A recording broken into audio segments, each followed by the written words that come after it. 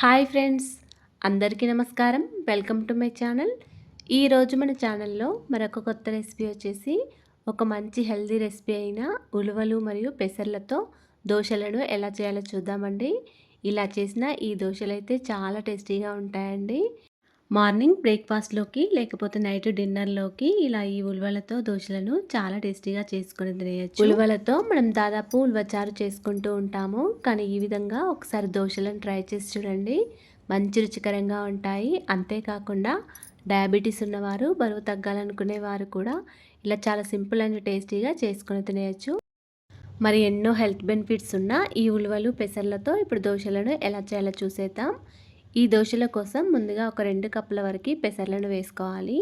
తర్వాత 1 కప్పు వరకు ఉలువలను వేసుకోవాలి. 2 కప్పుల పెసర్లకి 1 కప్పు ఉలువలైతే దోశలు టేస్టీగా వస్తాయండి. ఇప్పుడు దీనిలోకి 1 కప్పు వరకు మినపప్పును వేసుకోవాలి. మీ దగ్గర పొట్టు పప్పు ఉన్నా వేసుకోవచ్చండి. పొట్టు మినపప్పు అయితే ఇంకా చాలా టేస్టీగా ఉంటాయి. హెల్త్కి కూడా చాలా మంచిది. ఇప్పుడు దీనిలోకి ఒక 3 టీ స్పూన్ల వరకు శనగపప్పు, 1 కప్పు వరకు బియ్యం, ఒక పావు కప్పు లేదా హాఫ్ కప్పు వరకు అటుకులను వేసుకోవాలి. అదేవిధంగా ఒక 2 టీ స్పూన్ల వరకు మెంతులను కూడా వేసుకోవాలండి. ఇలా మెంతులను వేస్తే మనకి దోశలు అనేవి క్రిస్పీగా వస్తాయి. అదేవిధంగా శనగపప్పు వేయడం వల్ల దోశలు అనేవి మనకి మంచి కలర్లో వస్తాయండి. ఈ ఉలువలలో అయితే ఫైబర్ పుష్కలంగా ఉంటుందండి. ఇంకా ఎన్నో హెల్త్ బెనిఫిట్స్ ఉన్నాయి. ప్రతి ఒక్కరం కూడా ఇలా ఏదో ఒక రూపంలో ఆహారంలో చేర్చుకోవడం మంచిదండి. ఇప్పుడు ఇలా పప్పులన్నీ వేసుకున్న తర్వాత ఈ పప్పులన్నీ కూడా మనం చక్కగా ఒక 2 సార్లు వాటర్తో కడుక్కోవాలి.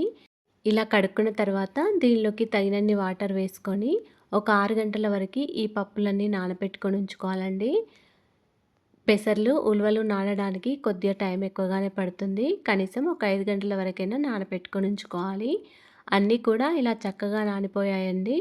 నేనైతే ఇక్కడ 6 గంటల వరకు నానబెట్టుకొని ఉంచుకున్నాను. పెసర్లను ఇలా కొద్దిగా వేలితో నలిపి చూస్తే మనకి విరిగిపోవాలండి. అప్పుడే మనకి చక్కగా నానినట్టు. ఇలా అన్నీ చక్కగా నానిన తర్వాత వీటిని కొద్దిగా తీసుకొని మిక్సీ జార్లోకి వేసుకోవాలి. మొత్తం ఒకేసారి కాకుండా ఇలా కొద్దిగా వేసుకుంటూ వాటర్ వేసుకుంటూ మెత్తగా గ్రైండ్ చేసుకోండి. ఈ పిండి అనేది మెత్తగా ఉండాలండి. అప్పుడే మనకి దోశలు అనేవి చాలా టేస్టీగా వస్తాయి.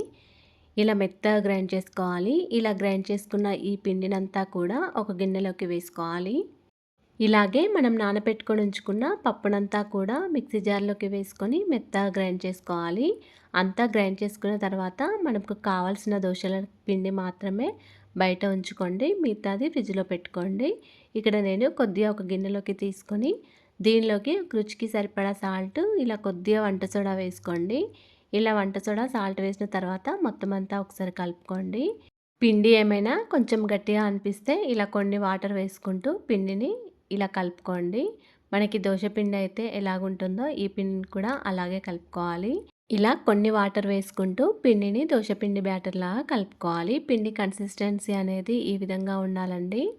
అప్పుడు మనకి దోశలు పర్ఫెక్ట్గా వస్తాయి. ఈ పిండిని ఒక 2 గంటల వరకు బయట పెట్టుకున్న తర్వాత దోశలు వేసుకోండి. అప్పుడు మనకి దోశలు క్రిస్పీగా టేస్టీగా వస్తాయి. ఇప్పుడు ఈ దోశల కోసం మనకి టమాటా చట్నీని ఎలా చేయాలో చూసేద్దాం. స్టవ్ ఆన్ చేసుకొని ఒక కడాయిలో 1 టేబుల్ స్పూన్ వరకు ఆయిల్ వేసుకొని ఆయిల్ వేడైన తర్వాత ఒక 10-15 వరకు పచ్చిమిర్చిని వేసుకోవాలి.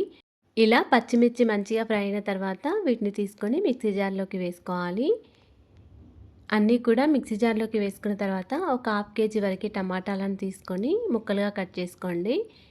ఇలా కట్ చేసుకున్న టమాటాలను కూడా ఆయిల్లో వేసుకోవాలి. ఇలా ఆయిల్లో టమాటాలు వేసిన తర్వాత ఒకసారి కలుపుకొని మూత పెట్టుకోండి. ఇలా స్టవ్ని హై ఫ్లేమ్లో పెట్టుకుంటూ ఈ టమాటాలను మంచిగా ఉడికించుకోవాలి. ఇలా టమాటాలను మధ్య మధ్యలో కలుపుకుంటూ మంచిగా ఉడికించుకోవాలండి. ఈ టమాటా చట్నీలోకి మనం పల్లీలు, శనగపప్పు ఏది వేయకుండానే చేస్తున్నామండి. చాలా టేస్టీగా ఉంటుంది. ఇలా టమాటా ముక్కలన్నీ కూడా చక్కగా ఉడికిన తర్వాత దీనిలోకి కొద్దిగా కొత్తిమీర కూడా వేసుకోవాలి. ఇలా కొత్తిమీరను కాడలతో సహా వేసుకోండి. టమాటాలన్నీ కూడా ఇలా చక్కగా ఉడికి దగ్గరగా అయ్యే వరకు స్టవ్ని హై ఫ్లేమ్లో పెట్టుకుంటూ ఉడికించుకోండి. ఇప్పుడు దీనిలోకి కొద్దిగా చింతపండు, కొంచెం పసుపు కూడా వేసుకొని మళ్ళీ మొత్తం అంతా ఒకసారి కలుపుకోవాలి. ఇలా టమాటాలన్నీ కూడా చక్కగా ఉడికి దగ్గరగా అయ్యే వరకు ఉంచుకొని స్టవ్ ఆఫ్ చేసుకోండి. ఇది పూర్తిగా చల్లారిన తర్వాత మిక్సీ జార్లోకి వేసుకోవాలి. మనం ఆల్రెడీ పచ్చిమిర్చి వేసుకున్నాం కాబట్టి దీనిలోకి ఒక టీ స్పూన్ వరకు జీలకర్ర, ఒక 10 వరకు వెల్లుల్లి రెబ్బలు వేసుకోండి. తర్వాత దీనిలోకి మనం ఉడికించుకున్న టమాటాలను కూడా వేసుకోవాలి. ఇలా టమాటా మొత్తం వేసుకొని దీనిలోకి రుచికి సరిపడా సాల్ట్‌ని కూడా వేసుకోవాలి. ఇలా ఉప్పు వేసిన తర్వాత మొత్తం అంతా ఒకసారి గ్రైండ్ చేసుకోవాలి. మరీ మెత్తగా కాకుండా కొంచెం బరకగా ఉండేటట్టు గ్రైండ్ చేసుకోండి. ఇలా గ్రైండ్ చేసుకున్న ఈ చట్నీని పక్కకు పెట్టుకోండి. అవసరమైతే దీన్ని పోపు కూడా వేసుకోవచ్చండి మీరు. ఒకసారి టేస్ట్ చూసి ఉప్పు కరెక్ట్ ఉందో లేదో చూసుకోండి. ఇలా గ్రైండ్ చేసిన ఈ టమాటా చట్నీని అంతా కూడా ఒక గిన్నెలోకి వేసుకోవాలి. మీరు కావాలనుకుంటే దీన్ని పోపు కూడా వేసుకోవచ్చండి. ఇది ఏ టిఫిన్‌లోకైనా చాలా టేస్టీగా ఉంటుంది. చాలా సింపుల్ ప్రాసెస్‌లో కూడా చేసుకోవచ్చు. ఇప్పుడు మనం దోసలను వేసుకుందామండి. స్టవ్ ఆన్ చేసుకొని దోస ప్యాన్ పెట్టుకొని ఇలా ప్యాన్‌కి కొద్దిగా ఆయిల్‌ని అప్లై చేసుకోవాలి. ఇలా నేనైతే ఆనియన్‌తో ఆయిల్‌ని అప్లై చేస్తున్నాను. ఇలా ఆయిల్‌ని అప్లై చేసిన తర్వాత దీనిలోకి కొన్ని వాటర్ చల్లుకోండి ఇలా. ఎందుకంటే ప్యాన్ బాగా హీట్ అయితే మనకి దోసలనేవి కరెక్ట్‌గా రావు. ఇప్పుడు ఒక గరిటెతో పిండిని తీసుకొని ఇలా స్లోగా స్ప్రెడ్ చేయండి. ఇప్పుడు ఈ గరిటెని మొత్తం ఇలా దోశలాగా ప్యాన్ని మొత్తం స్ప్రెడ్ చేసుకోండి. పైనుండి మళ్ళీ కొద్దిగా ఆయిల్‌ని వేసుకోవాలి. స్టవ్‌ని హై ఫ్లేమ్‌లో పెట్టుకుంటూ ఈ దోశని మంచిగా కాల్చుకోవాలండి. ఇలా ఒక సైడ్‌కి కాలిన తర్వాత మళ్ళీ ఇంకో సైడ్‌కి టర్న్ చేసుకోవాలి. మనకి ఈ దోశ పర్ఫెక్ట్‌గా కాలిందో లేదో ఈజీగా అర్థమైపోతుందండి. ఇలా ఎరుపు రంగులోకి వచ్చిన వెంటనే మనం ఈ దోశను టర్న్ చేసుకోవాలి. మళ్ళీ ఇంకో సైడ్‌కి వేసుకొని ఒక 50 సెకండ్స్ పాటు ఇలాగే ఉంచుకోండి. ఇలా కాలిన ఈ దోశను ఒక ప్లేట్‌లోకి వేసుకోవాలి. అంతేనండి. పిండినంతా కూడా ఈ విధంగానే దోశలను వేసుకోవాలి. ఇలా చేసిన ఈ దోశలైతే చాలా టేస్టీగా ఉంటాయండి. హెల్త్‌కి కూడా చాలా మంచిది. మళ్ళీ ఇంకో దోశ వేసేటప్పుడు ప్యాన్ పైన కొద్దిగా ఆయిల్‌ని అప్లై చేసుకొని మళ్ళీ వాటర్ చల్లుకోండి. ప్యాన్ బాగా హీట్ ఎక్కితే మాత్రం దోశలనేవి కరెక్ట్‌గా రావు. అందుకే కొన్ని వాటర్ చల్లుకొని మళ్ళీ దోశను వేసుకోవాలి. మళ్ళీ ఒక సైడ్‌కి కాలిన తర్వాత ఇంకో సైడ్‌కి టర్న్ చేసుకొని కాల్చుకోవాలి. ఈ దోశలు కొద్దిగా ఎక్కువసేపు కాల్చుకుంటే క్రిస్పీగా వస్తాయండి. మరి ఎన్నో హెల్త్ బెనిఫిట్స్ ఉన్న ఉలువలు, పెసర్లతో దోశలను ఎలా చేయాలో చూసారు కదా! మీరు కూడా ఇలా ఒకసారి ట్రై చేసి చూడండి.